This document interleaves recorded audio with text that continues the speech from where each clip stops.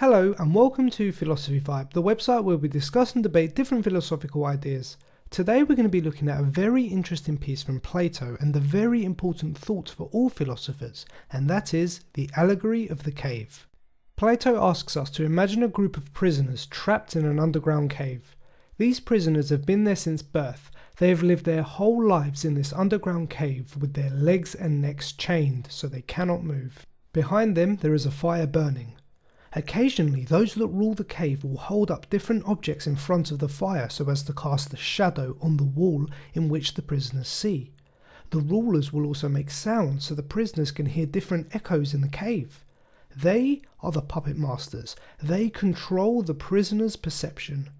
Well, as the prisoners have been there from birth, they do not know any different. All they have ever seen their whole lives are these shadows. They think this is what life is. The shadows and the echoes are their reality. Over time they come to recognize the shadows and attach names to them. They even have competitions with each other over who can guess which shadow will turn up next, and give each other honors and praises for the one who can guess the best. As far as they are concerned, this is life. However, one day one of the prisoners gets loose. His chains break off his legs and neck. He then stands up for the first time. He looks around, confused by this. He then begins to walk. Looking around, he sees the fire, the first time he has ever perceived such a thing. He also sees the puppets next to the fire. He even recognizes some of the puppets from the shadows he had seen. And now he has realized. The shadows must have come from the puppet. And in fact, it is this puppet that is the greater reality. The prisoner then carries on walking and walks out of the cave. Immediately the sun burns his eyes, causing him discomfort, so he shields them. But gradually his eyes begin to adjust. He opens them up and he sees the world for the very first time. He sees the sun, the trees, the animals, everything around him. He realizes that up until now he did not know what the true reality was. The shadows were just images of the greater reality. There is so much more to life than what he had been perceiving. Now the freed man is having a great time and is so thankful he has seen the truth and the real world. But he then remembers the other prisoners, the people that he had spent his whole life with. He pities them as they are just ignorant of the real world, ignorant of the truth. After all, there is a greater reality than that in which they perceive. So, the freed prisoner returns to the cave in order to enlighten his friends, but they just cannot understand what he's saying. He tries to explain to them of the greater reality, but they cannot begin to comprehend.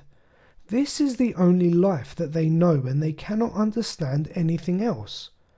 They then notice the freed prisoner's eyes have changed from being exposed to the sun, and because of this he struggles with seeing and guessing the shadows.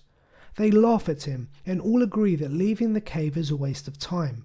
They then threaten to kill anyone else who dares leave the cave. So then, what does this cave mean? What does this allegory represent? Let's look at it.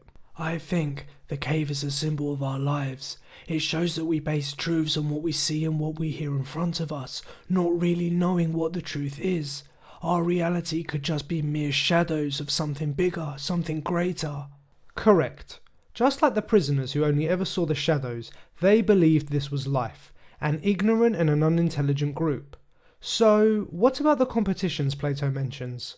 Well, the competitions the prisoners had and the honours they gave themselves represents the idea that those who understand the empirical world around them become the leaders. But in the greater scheme of things, these honours are meaningless, as the world they are perceiving is a lesser reality. Yes, knowledge and truth is better than being the master of force. I agree. So then, this brings us to the prisoner who escapes. This person represents the philosopher, the one who seeks to find knowledge outside of the cave, the one who knows that what they perceive in the cave is not the whole reality, but there is a greater reality to be discovered, a greater life than the one our senses immediately perceives. Yes, I can see that. Then the prisoner returned to the cave, back into the darkness, literally and metaphorically. He had seen the greater reality, why did he want to go back? The reason the prisoner returned was to enlighten the others, as this is what the enlightened should do, try and spread the truth and get people to see the actual reality. But as we saw, the prisoners could not understand what they had not experienced. They ridiculed the idea of leaving the cave and wanted to punish those who tried. Yes, they did. This is representative of people being dismissive and even afraid of what they do not understand. They cannot comprehend the ideas and are afraid of philosophical truths. They would rather no one ever knew the truth than to change the lives they have.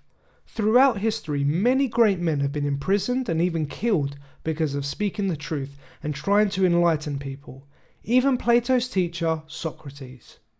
We can see Plato's Allegory of the Cave draws frighteningly similar characteristics to our everyday world.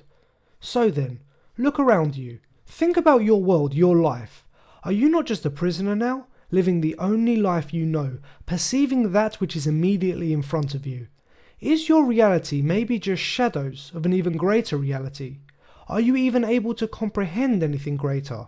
Are you prepared to explore outside this cave?